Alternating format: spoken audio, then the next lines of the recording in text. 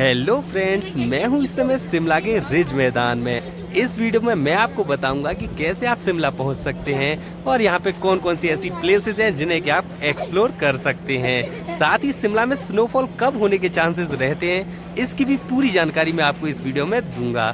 तो अगर आपको ये वीडियो अच्छी लगे तो वीडियो को लाइक और चैनल को सब्सक्राइब जरूर करें। आइए घूमिए मेरे साथ शिमला।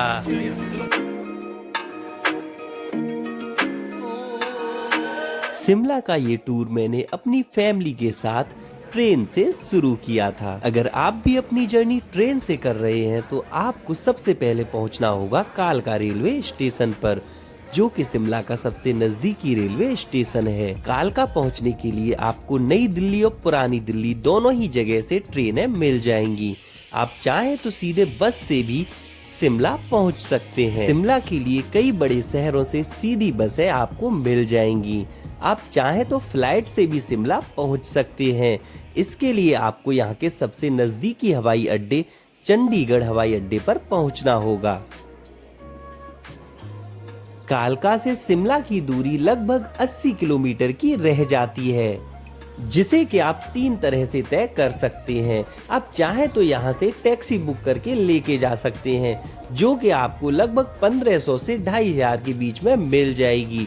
साथ ही आप चाहें तो यहाँ से जाने वाली बसों से भी शिमला पहुँच सकते हैं, जिसका किराया लगभग 200 से 300 रुपए तक का रहता है।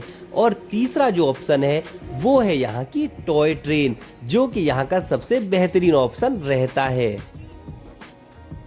मैंने अपनी आगे की जर्नी टॉय ट्रेन से ही की थी। अगर आप भी टॉय ट्रेन से कालका से शिमला तक की दूरी तय करना चाहते हैं तो आपको 1 महीने पहले IRCTC की वेबसाइट से टॉय ट्रेन की बुकिंग करानी होगी।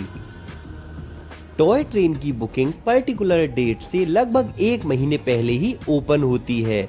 टॉय ट्रेन की जर्नी थोड़ी टाइम टेकिंग तो होती है, लेकिन यहाँ से जो व्यूज देखने मिलते हैं वो ना तो शायद आपको टैक्सी और ना ही शायद बसों से देखने के लिए मिलने वाले हैं। टॉय ट्रेन की ये जर्नी लगभग 4 से 5 घंटे के बीच की होती है, जिसमें आपको कई सारे सुंदर सुंदर प्लेटफॉर्म और कई सारी टनल भी देखने मिल जाएंगी। खूबसूरत नज़ारों के साथ साथ यहाँ पर आपको खाने पीने की खट्टी मीठी चीजों का भी अनुभव जरूर मिल जाएगा। टॉय ट्रेन की बुकिंग कब होती है, कैसे होती है और किस तरह की सीटों का क्या प्राइस रहता है, ये सारी डिटेल्ड वीडियो मैं जल्द ही लेकर आऊंगा, जिसका लिंक आपको जल्द ही डिस्क्रिप्शन में मिल जाएगा। लगभग 5 घंटे का सफर तय करने के बाद फाइनली हम पहुंच गए शिमला के रेलवे स्टेशन पर। रेलवे स्टेशन पर उतरते ही सबसे पहला जो काम था वो था एक रूम देखना, जिसके लिए अक्सर आपको प्लेटफॉर्म पर ही कई सारे लोग रूम के लिए कहते हुए मिल जाएंगे। हमें भी एक पर्सन मिले और हम उनके साथ रूम देखने के लिए आगे चल दिए। आप चाहें तो सीजन के समय पर ऑनलाइन बुकिंग करा सकते हैं, अदरवाइज आपको वहां पहुंचकर ही इजीली रूम मिल जाएंगे। ये था हमारा रूम, जो कि हमें 1200 रुपए का मिला था। रूम काफी नीट एंड क्लीन था। ये रूम सर्कुलर रोड पर स्थित था, जो कि रेलवे स्टेशन से लगभग 1 किलोमीटर की दूरी पर है। यहाँ पर आपको कई सारे और होटल्स भी देखने मिल जाएंगे, जिनका की एवरेज प्राइस लगभग 800 से 1500 के बीच में रहता है। आप अच्छे से रूम को लेके बार्गेनिंग जरूर कर लें। रूम पर हमने अपना लगेज रखा और उसके बाद फिर हम निकल आए द रिज चर्च की ओर। शाम के समय यहाँ पर अक्सर टूरिस्ट आपको देखने के लिए मिल जाएंगे, क्योंकि यहाँ पर इवनिंग टाइम में जो व्यूज आते हैं वो काफी बेहतरीन होते हैं। अगर आपकी शॉपिंग को लेके कोई प्लानिंग हो तो वो भी आप यहाँ पे इजीली कर सकते हैं। यहाँ पे काफी सुंदर सुंदर शॉप्स आपको देखने के लिए मिल जाएंगी।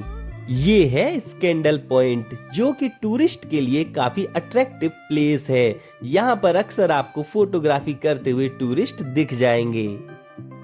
ये है शिमला का मेन पॉइंट द रिज मैदान, जहाँ पर आपको टूरिस्ट का सबसे ज्यादा अट्रैक्शन देखने के लिए मिल जाएगा।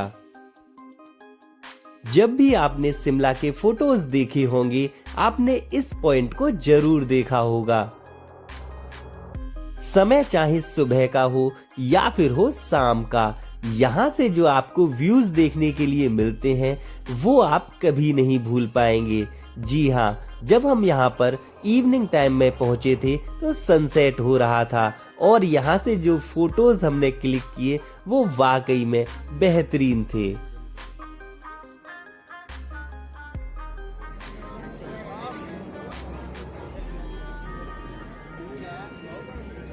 शिमला की जान कहे जाने वाले द रिज मैदान में आपको इंडियन फ्लैग के साथ साथ कई सारे इंडियन पॉलिटिशियंस के स्टैचू भी देखने के लिए मिल जाएंगे।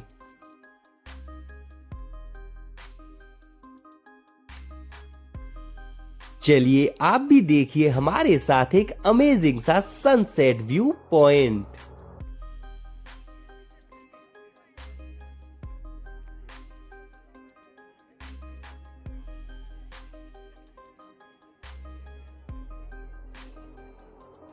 मैं उम्मीद करता हूं कि आपको ये व्यू जरूर पसंद आया होगा।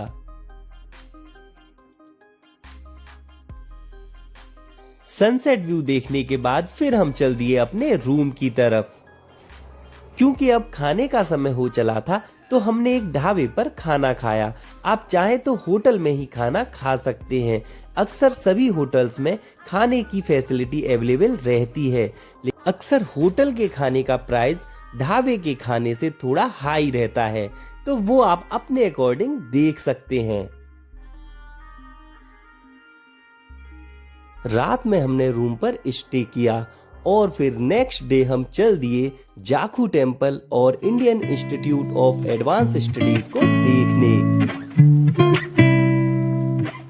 ये प्लेसेस शिमला के लोकल साइट सीन्स में आती हैं, जिसके लिए आप चाहे तो होटल वाले से ही टैक्सी बुक करा सकते हैं। आप चाहे तो ये प्लेसेस पैदल भी कवर कर सकते हैं। अगर आप भी ये प्लेसेस पैदल कवर करना चाहते हैं तब आपको द रिज मैदान के नजदीक होटल लेना चाहिए, जिससे कि आप जाखू टेम्पल से एडवांस स्टडीज तक की दूरी 4 किलोमीटर की पैदल इजीली कवर कर सकते हैं। ये आपके चॉइस के ऊपर है। अगर आप टैक्सी बुक करके इन दोनों प्लेसेस को कवर करना चाहें तो आप होटल वाले से इजीली बुक करा सकते हैं, जो कि आपको लगभग 700 से 800 रुपए में अवेलेबल करा दी जाएगी। जाखू मंदिर शिमला की सबसे ऊंची पहाड़ी जाखू पहाड़ी पर स्थित है। रिज मैदान से आप चाहे तो इस दूरी को पैदल तय कर सकते हैं या फिर आप चाहे तो रोप वे का उपयोग कर सकते हैं, जिसका किराया लगभग 250 रुपए एक तरफ से रहता है। जैसे जैसे हम मंदिर की ओर बढ़ते हैं, यहाँ पर हनुमान चालीसा की पंक्तियाँ आपको लिखी हुई दिख जाएंगी। साथ ही इस मंदिर की कहानी भी काफी रोचक है। बताया जाता है कि रामायण के समय में जब हनुमान जी संजीवनी लेकर आ रहे थे, तब उन्होंने यहाँ पर विश्राम किया था। हनुमान जी की 108 फीट ऊंची इस प्रतिमा का अनावरण सन 2010 में हिमाचल प्रदेश सरकार के द्वारा किया गया था। यही है सुप्रसिद्ध जाखू मंदिर। जाखू मंदिर पर दर्शन करने के बाद फिर हमने ब्रेकफास्ट किया, जहां पर की चाय के प्राइस 20 रुपए और पराठे के प्राइस 50 रुपए थे। ब्रेकफास्ट करने के बाद फिर हम चल दिए Indian institute of advance studies को देखने। Indian institute of advance studies Shimla की लोकल और सबसे अट्रैक्टिव प्लेसेस में से एक है। इसमें एंट्री के लिए 2 तरह की टिकट प्राइस अवेलेबल रहती हैं। एक का प्राइस है 30 रुपीज और दूसरी है 100 रुपीज की। यहीं बाहर बने हुए टिकट काउंटर से हमने 30 रुपीज वाली टिकट ली थी। इस टिकट से हम केवल लोन एरिया में ही घूम सकते हैं। वहीं यदि आप 100 रुपीज वाली टिकट लेते हैं तब आप इंस्टीट्यूट के अंदर भी जा सकते हैं और वहां की हिस्टोरिकल चीजों को देख सकते हैं। अगर आप बात करें फोटोग्राफी की तो वो बाहर से ही ज्यादा बेहतरीन लगती है, हालांकि अंदर कैमरा भी अलाउड नहीं है। इस इंस्टीट्यूट की स्थापना सन 1965 ईस्वी में हुई थी। वर्तमान में इसे राष्ट्रपति निवास के रूप में भी उपयोग किया जाता है।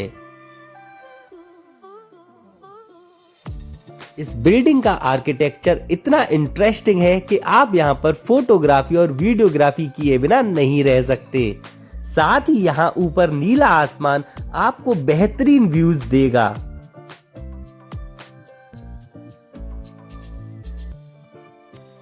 एडवांस स्टडीज से लगभग 200 से 300 मीटर दूर स्थित था हिमालयन बर्ड पार्क, जो कि हमारे लोकल प्लेसेस में ही दिखाया गया था। इसकी टिकट का प्राइस था 20 रुपीज।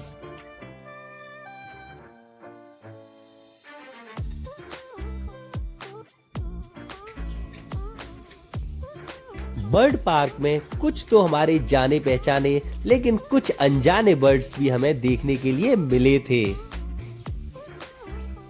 बर्ड पार्क में फोटोज ज्यादा और बर्ड्स कम थे। ओवरऑल ये waste of time and waste of money ही लगा था। लगभग 10 से 15 मिनट यहाँ रुकने के बाद फिर हम चल दिए संकट मोचन हनुमान मंदिर की ओर, जिसकी दूरी यहाँ से लगभग 5 से 6 किलोमीटर की थी। संकट मोचन हनुमान मंदिर शिमला के लोकल साइट सीन्स में ही प्रमुख मंदिर माना जाता है। बताया जाता है कि इस मंदिर की स्थापना बाबा नीब करौली के द्वारा की गई थी।